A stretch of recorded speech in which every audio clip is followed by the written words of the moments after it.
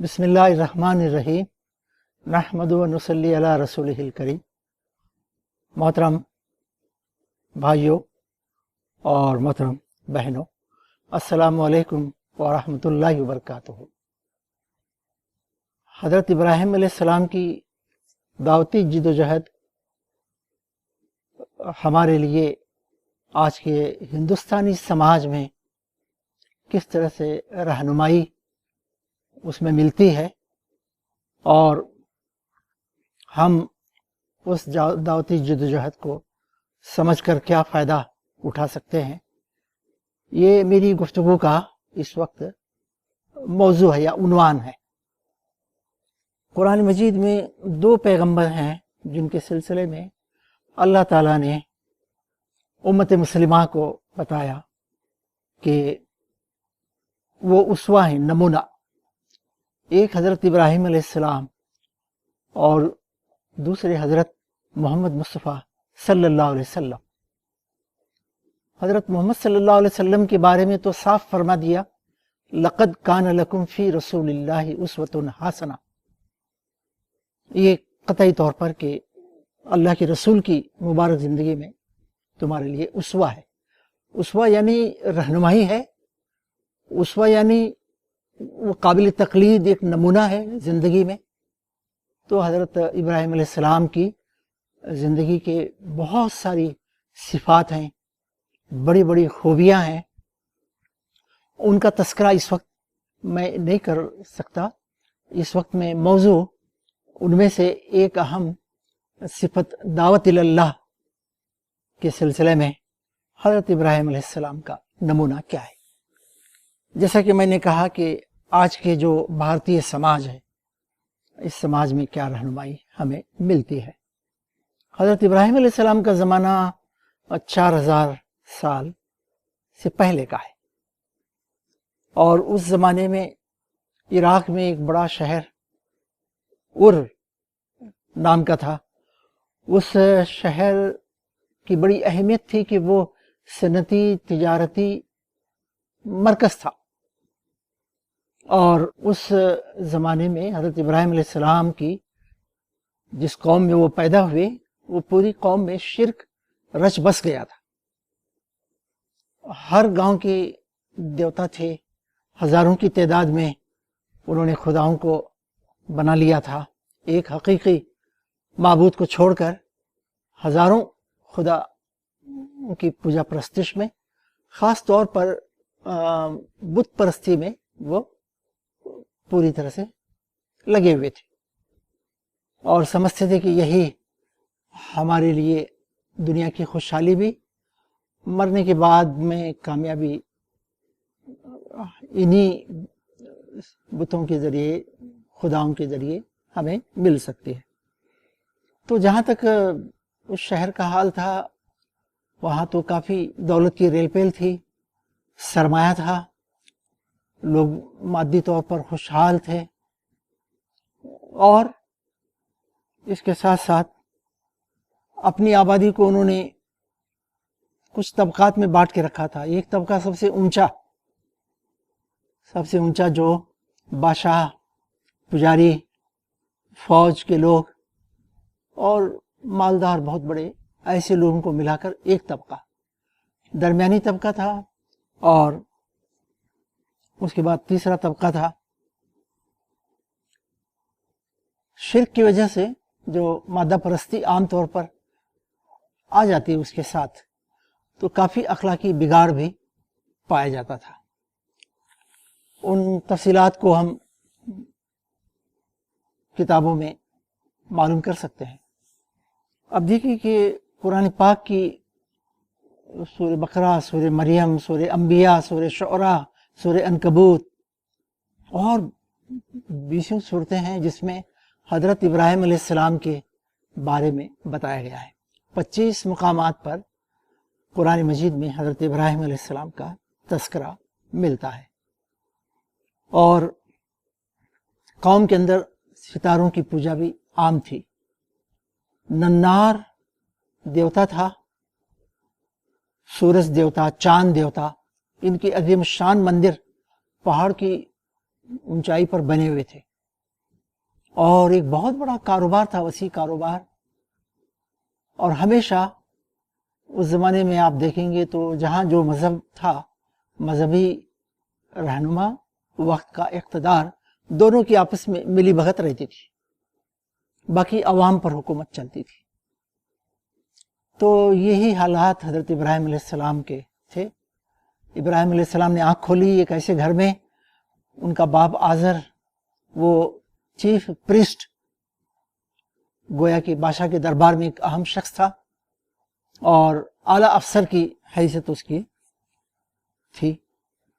تو حضرت ابراہیم علیہ السلام نے آنکھیں کھولیں اور پھر جب نبوت سے سرفراز کیے گئے تو انہوں نے سب سے پہلے اپنے باپ سے ہی مکالمہ کیا.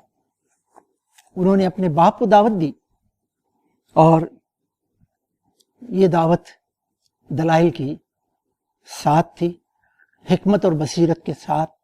انتہائی درد و سوز ملتا ہے.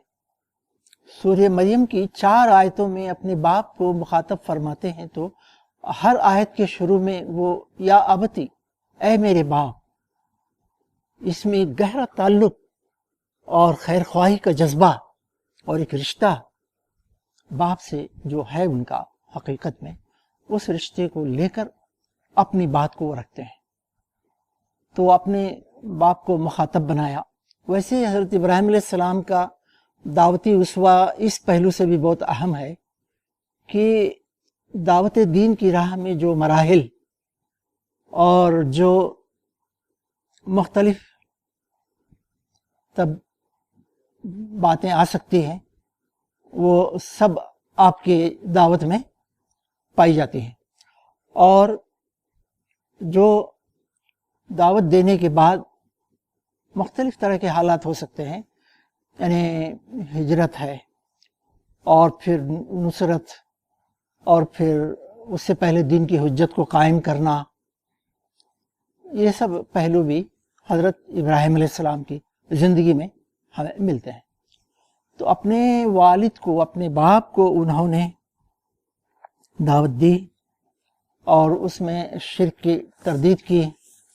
اپنے باپ کو بتایا کہ آپ جن معبودوں کی پوجا پرستش عبادت کرتے ہیں وہ نہ سنتی ہیں، نہ دیکھتی ہیں، نہ آپ کا کوئی کام بنا سکتے ہیں. آپ کا یہ سارا کام علم صحیح کے بغیر ہے، صحیح علم آپ کے پاس نہیں ہے. صرف باپ دادا سے چلی آنے والی چیزیں یا جو آبا و اجداد کرتے تھے وہی گویا آپ بھی کر رہے ہیں. ابا جان، اللہ تعالیٰ نے مجھ کو صحیح علم عطا کیا ہے، اس علم کی روشنی میں میں آپ کو راستہ بتاتا ہوں. آپ میری بات مانیے، آپ میرے پیچھے چلیے. آپ ایسا نہیں کریں گے تو شیطان کی پیروی کریں گے. شیطان آپ کا دشمن ہے، وہ سیدھے جہنم کے عذاب کی راہ پر لے چلتا ہے اور جہنم کے حوالے کر دیتا ہے. تو یہ کھل کر بات رکھی تو باپ کا رد عمل بہت سخت تھا. حضرت ابراہیم علیہ السلام کو شاید اس کی توقع نہیں تھی، بہت ہی سخت رد عمل تھا. انہوں نے بیٹے کو دھمکی دی، اگر تو ان خیالات سے باز نہیں آیا تو میں تجھے سنسار کر دوں گا، بے دخل کر دوں گا، تو ان خیالات سے باز آ جا. تو اس کے بعد دوسرا مرحلہ تھا. آپ کو تو سلسلہ جاری رہا، یہاں دعوت ختم نہیں ہوئی. قوم کو دعوت دی. قوم کا تو کچھ حال آپ کے سامنے آ چکا ہے، بتایا گیا ہے. مزید اس کو آپ کتابوں میں دیکھ سکتے ہیں کہ کتنے بڑے پیمانے پر وہاں شرک پھیلا ہوا تھا. یوں سمجھے کہ پوری قوم شرک میں مبتلا تھی. پوری قوم. تنہا حضرت ابراہیم علیہ السلام وہاں توحید کے علمبردار تھے اور ان کے بیچ میں رہ کر وہ شرک کی تردید فرماتے تھے، دلائل دیتے تھے. دیکھیے، آغاز دعوت جو ہے حضرت ابراہیم علیہ السلام کی زندگی میں کسی معجزے سے نہیں ہوا. معجزہ بعد میں آیا. دعوت دلائل کے ساتھ آئی، غور فکر کے لیے، عقل و بصیرت کی روشنی میں فیصلہ کرنے کے لیے دعوت آئی ہے. اس سے آپ سمجھ سکتے ہیں یہ دعوت کتنی جدید ہے.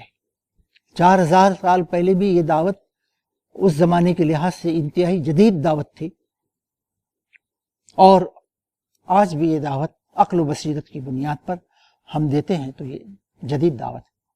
پوری دنیا میں، پوری قوم میں، پورے ملک میں حضرت ابراہیم علیہ السلام تنہا توحید کے علمبردار داعی تھے۔ تو ہمیں سبق ملتا ہے کہ بھارتی سماج میں آج 140 کروڑ انسانوں کے بیچ میں 20 کروڑ آبادی مسلمانوں کی ہے، تو ہم کو توحید کا داعی بننا چاہیے، توحید کے علمبردار بننا چاہیے۔ ہمارے لیے یہ پریشان کن صورتحال نہیں ہے کہ یہاں کروڑوں کی آبادی میں اکیلا ایک مسلمان کوئی بھی کھڑا ہو، توحید کی بات کہے، شرک کی تردید کرے، دلائل دے۔ مشکل کام ہے۔ پورے 20 کروڑ مسلمان اس ملک میں پائے جاتے ہیں آج کے سماج میں۔ آج کے سماج میں شرک آپ کو ہر جگہ نظر آتا ہے۔ شرک کی مختلف شکلیں ہیں، مختلف مذاہب تقریباً مشرکانہ ہیں اسلام کے سوا۔ تو ایسی صورت میں آپ سمجھ سکتے ہیں کہ ذمہ داری کتنی نازک ہے۔ حضرت ابراہیم علیہ السلام نہ خوف ان کو لاحق ہوا، نہ مروب ہوئے، نہ متاثر ہوئے۔ ان کی استقامت کو دیکھیے، توحید پر اور شرک کے خلاف ان کی جذبات کو ان کے دیکھیے کہ وہ اس بات کی پرواہ نہیں فرماتے ہیں کہ میری جان کے ساتھ کیا ہوگا، باپ بھی مخالف، قوم بھی مخالف، بادشاہ بھی مخالف۔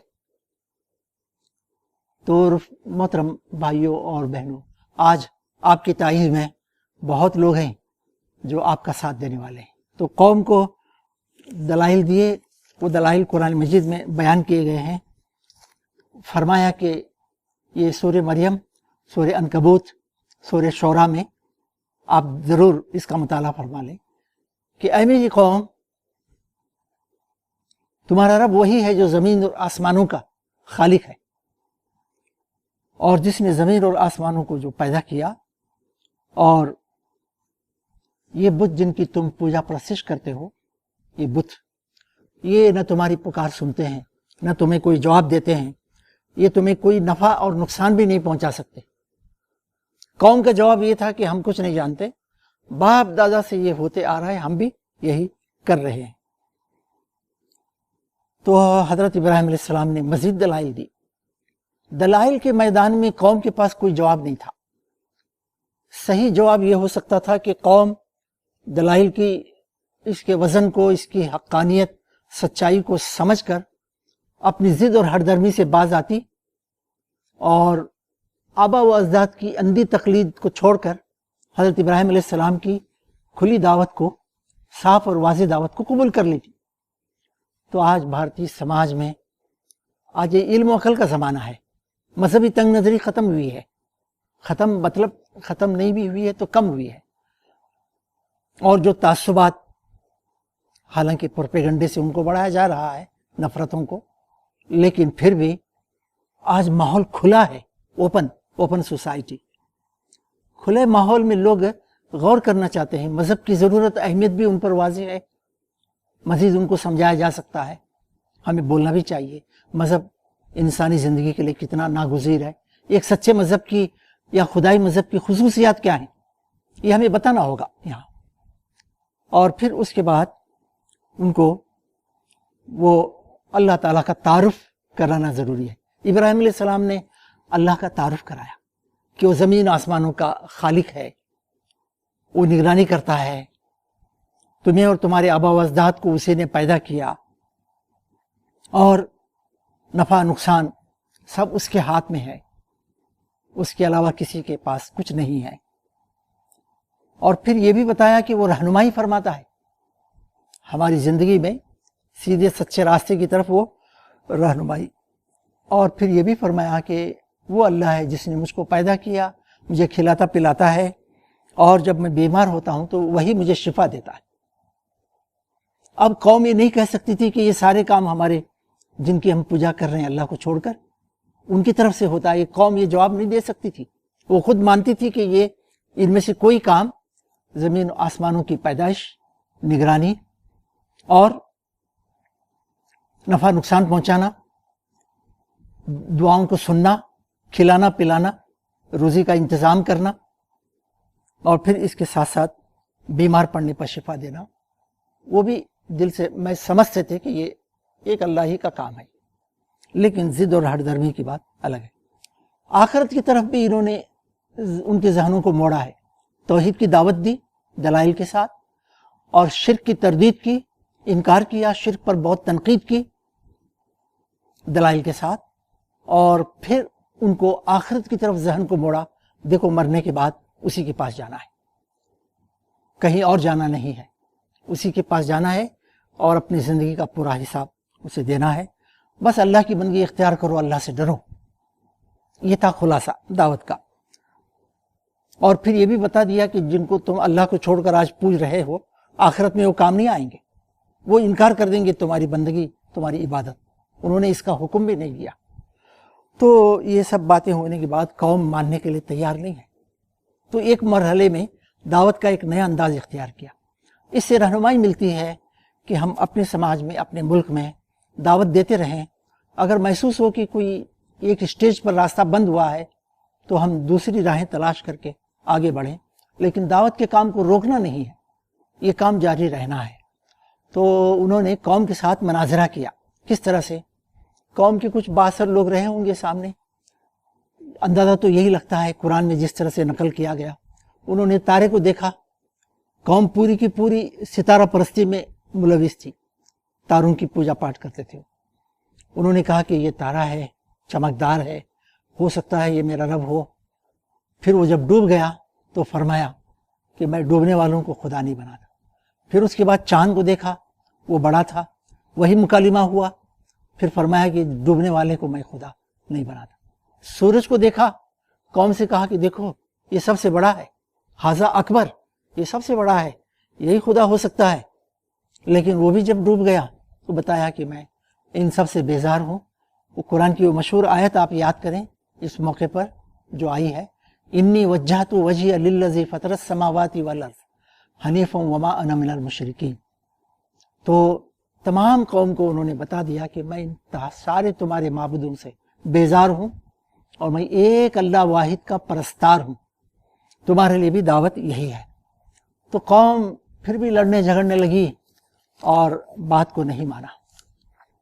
یہ ایک خاص بات ہمیں دعوت کا نقطہ ملتا ہے کہ ہم مدعوین کے سامنے جب دعوت کو پیش کرتے ہیں آج کے حالات میں، تو یہاں ہم دیکھتے ہیں کہ وہ لڑنا جھگڑنا تو نہیں کرتے، غور کرتے ہیں، سوچتے ہیں، اور ہو سکتا ہے ابھی ہماری دعوت اس رفتار سے نہیں پہنچی، اس مقام تک نہیں پہنچی کہ ان کو یہ محسوس ہو کہ ہمارے مفادات سب ختم ہوں گے اور ہمیں سب چھوڑ کر یہ دعوت قبول کرنے کے نتیجے میں یہ ایک اللہ کی بندگی اختیار کرنا ہوگا، ہم اپنے خواہشات نفس کے بندے نہیں بن سکتے۔ تو ہو سکتا ہے اس وقت میں صورتحال دوسری ہو، لیکن موجودہ صورتحال تو یہ ہے کہ ابھی یہاں 120 کروڑ انسانوں کے سامنے ہماری بات کھل کر نہیں آئی ہے۔ تو اب آخری حجت کے طور پر بت خانے میں جا کر وہاں بڑے بت کے علاوہ سارے چھوٹے بتوں کو توڑ دینے کا واقعہ پیش آیا۔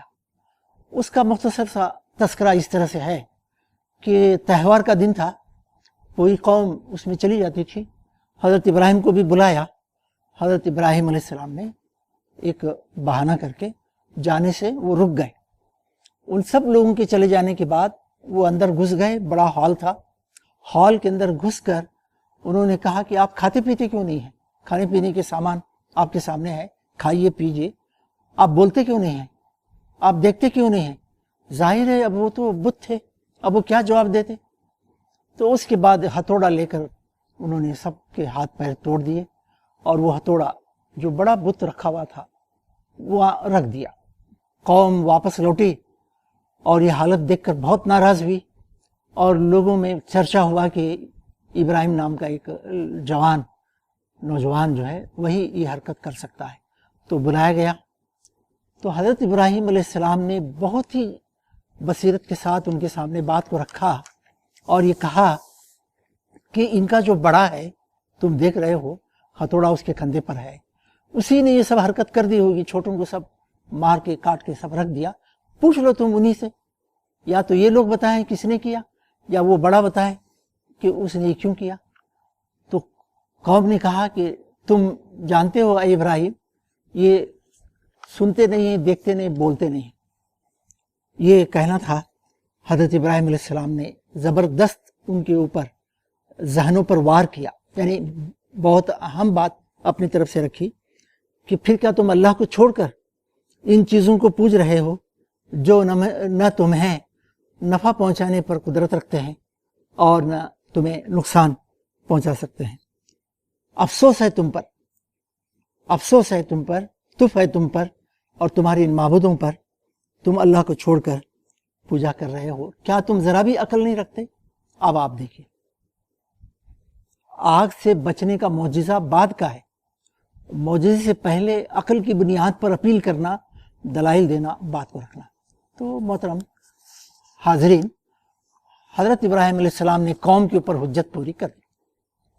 اب ہونا تو یہ چاہیے تھا کہ قوم ایمان لے آتی، لیکن حضرت لوط علیہ السلام جو ان کے بھتیجے تھے وہ ایمان لائے، اور پھر کچھ اور ایمان لائے ہوں گے، اس کی تفصیل زیادہ نہیں ہے، لیکن کچھ ساتھیوں کا تذکرہ ہے.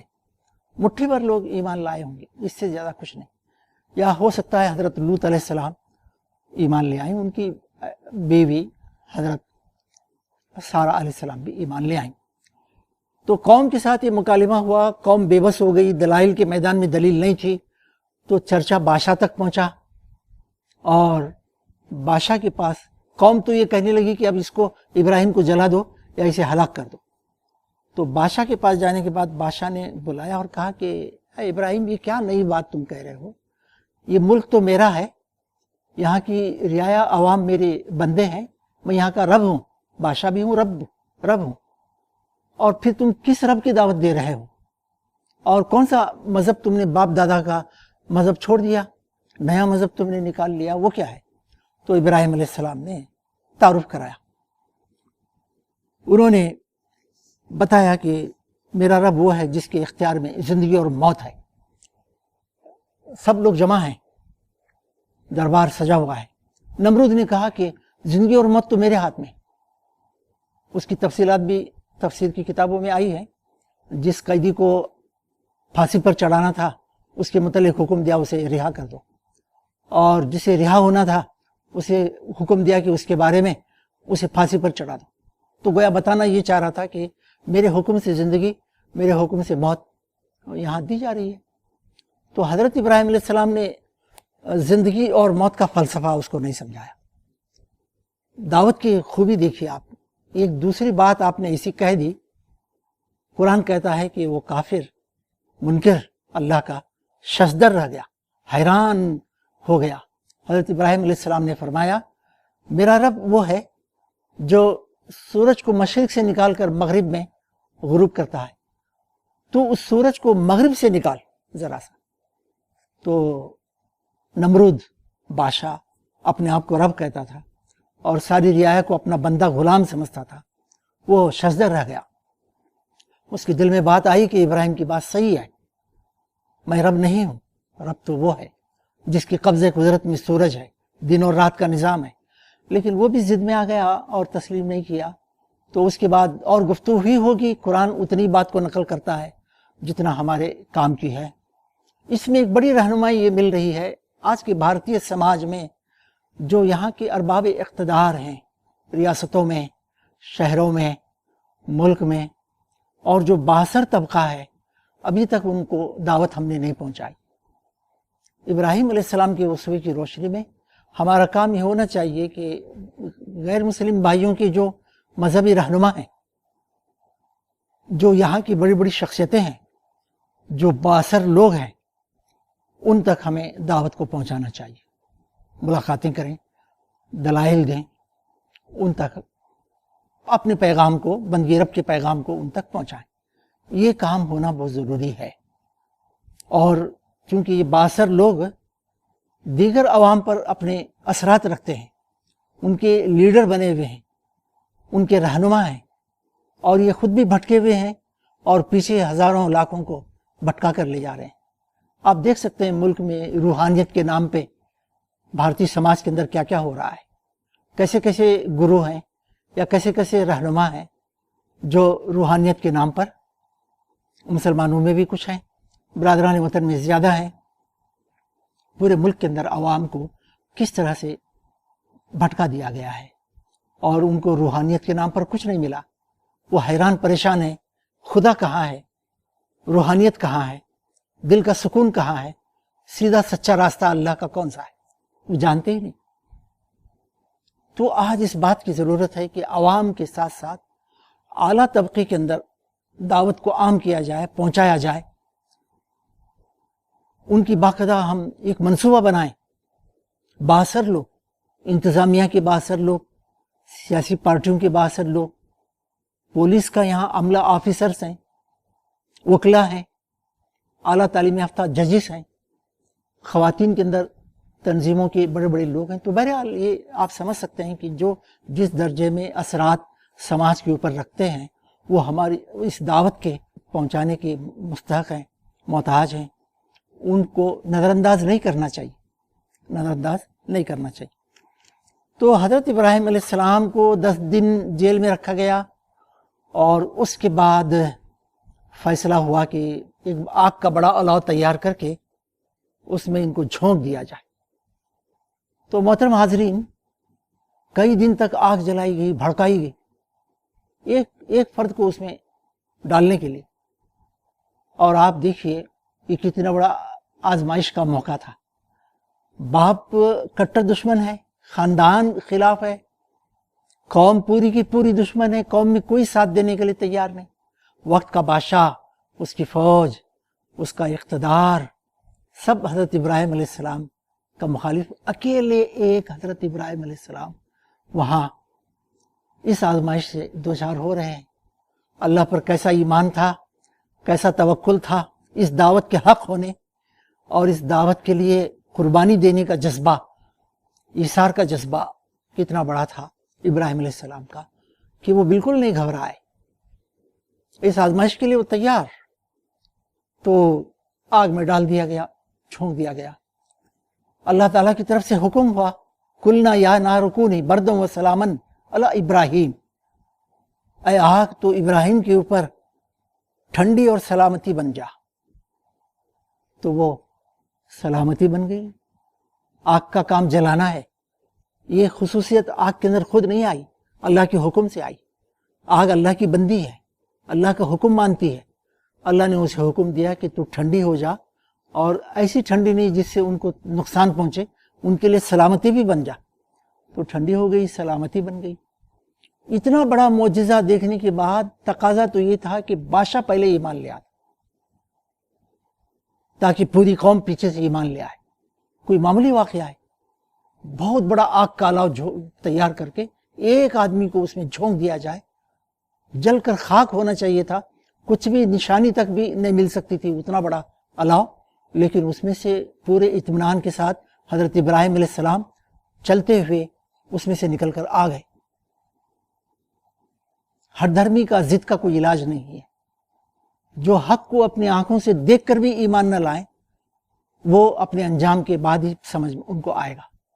فرعون کو آپ دیکھیے، کتنے معجزے حضرت موسیٰ علیہ السلام نے دیے ہیں، کبھی نہیں مانا. جب ڈوبنے لگا اس وقت کہتا ہے کہ میں ایمان لایا موسیٰ کے ہارون کے رب پر. تو یہی حال نمرود کا ہوا کہ وہ تو ایمان میں نہیں لایا.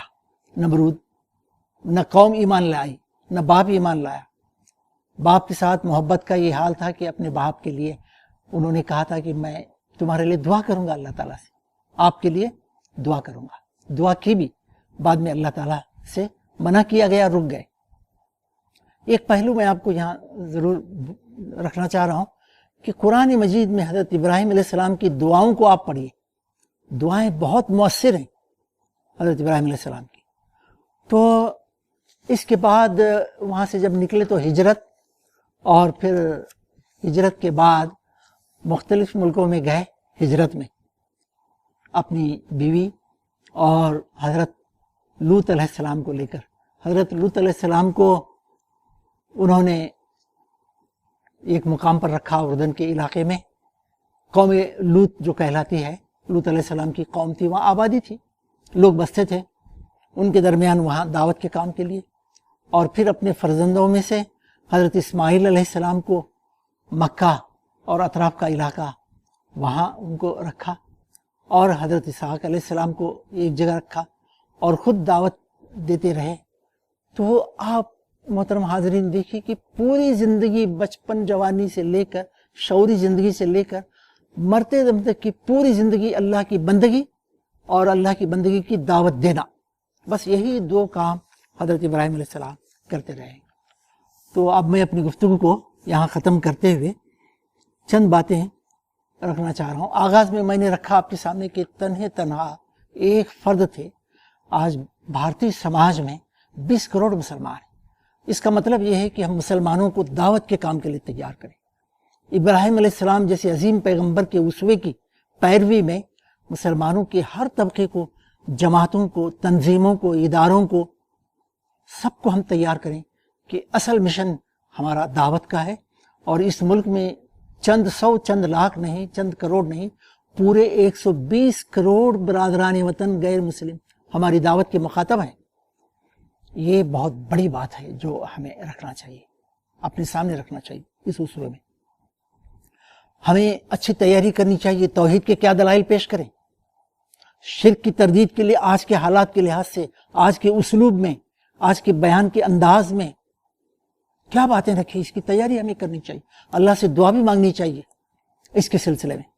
اس کے بعد آپ دیکھیے ہمارے دعوت کے پورے کام میں حضرت ابراہیم علیہ السلام کے اسوے کی روشنی میں ترتیب ہونا چاہیے، منصوبہ بنانا چاہیے، مرحلہ بہ مرحلہ ہمیں آگے بڑھنا چاہیے، اور اقدام کے بعد اقدام ہمارا ہوتے رہنا چاہیے۔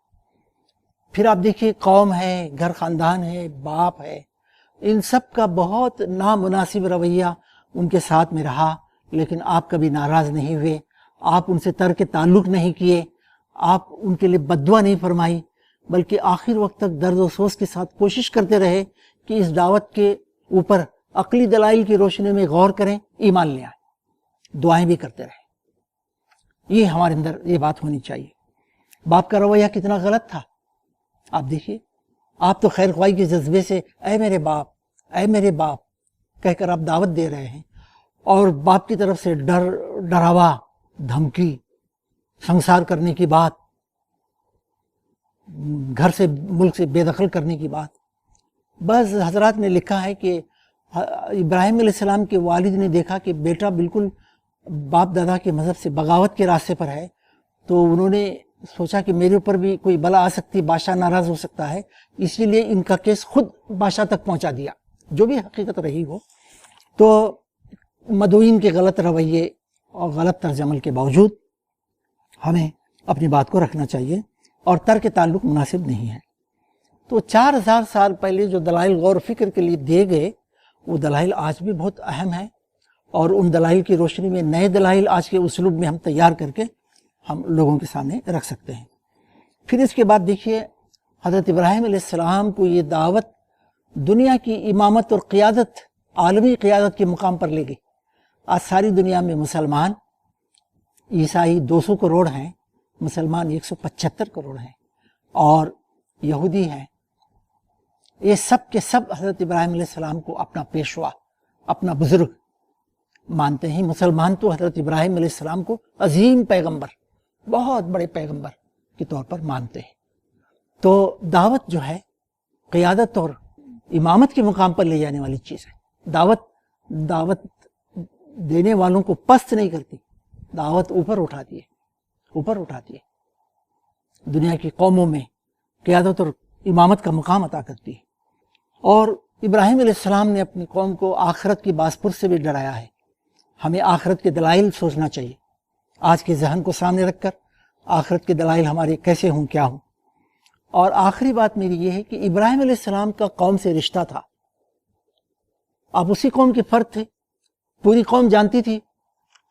تو آج بھارتی سماج میں ہمارا کیا رشتہ ہے یہاں کے مدعوین سے؟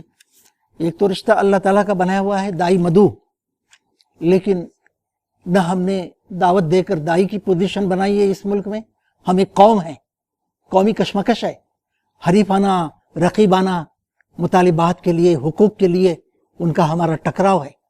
کچھ حقوق اور مطالبات کچھ جائز ضرور ہو سکتے ہیں، اس کے لیے کوشش کرنا غلط نہیں ہے، لیکن ہماری حیثیت ہی بن جائے کہ ہم صرف حقوق اور مطالبات کی ایک قوم ہے، تو یہ تو ہماری پوزیشن نہیں ہے، دائیانہ پوزیشن پر ہم نہیں پہنچے ہیں۔ تو اس ملک میں مجھے محسوس ہوتا ہے کہ برادران وطن سے خاندانی سماجی رشتہ ہمارا قائم ہونا چاہیے۔ اس کے لیے ان کے مسائل میں دلچسپی لینا بہت ضروری ہے۔ اگر ہم یہ سمجھیں کہ یہ مدعو سماج کے مسائل ہمارے مسائل، مدعو سماج کے مسائل کو صرف یہ دعوت حل کر سکتی ہے اور کوئی ذریعہ نہیں، کوئی فلسفہ، کوئی نظریہ، انسانوں کے بنائے ہوئے مذاہب سب ناکام ہیں، بالکل ناکام ہیں، ان کی ناکامی پر بڑی دلیل کی ضرورت نہیں ہے۔ تو ایسی صورت میں یہ دعوت ہی ان کے مسائل ہمارے مسائل، یوں سمجھیے کہ انسانی مسائل کو حل کر سکتی ہے، تو پھر ہمارے لیے کامیابی کا راستہ نکلے گا۔ اس سماج سے ہم قریب ہوں گے، رشتہ قائم کرنا ضروری ہے اس سماج سے، ہم کہہ سکیں اے بھائیو، اے میرے بھائیو۔ تو یہ خیر خواہی کا، محبت کا ایک رشتہ۔ اور دوسری بات یہ ہے کہ سماج سے رشتہ قائم کرنے کے لیے جو اہم ترین کام ہے وہ خدمت کا ہے، انسانوں کی بے لوث خدمت، اور اس خدمت کے ساتھ حسن اخلاق سے پیش آنا، نرمی سے بات کرنا، محبت سے پیش آنا، نفرت ان سے نہ کرنا، محبت اپنے اندر پیدا کر کے ان کی بارے میں سوچنا ہمدردانہ کہ دعوت کے بغیر ان کا انجام کیا ہوگا آخرت میں۔ تو آپ سوچئے۔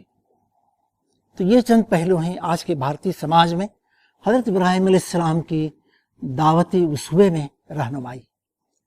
میں اللہ تعالیٰ سے دعا کرتا ہوں کہ اللہ تبارک و تعالیٰ ہمیں ان باتوں پر غور کرنے کی، مزید سوچنے کی، اور جو بھی سامنے خیالات آتے ہیں، راہیں کھلتی ہیں، ان پر چل کر دعوت کا کام اس ملک میں، سماج میں انجام دینے کی توفیق عطا فرمائے۔ وآخر دعوانا ان الحمدللہ رب العالمین۔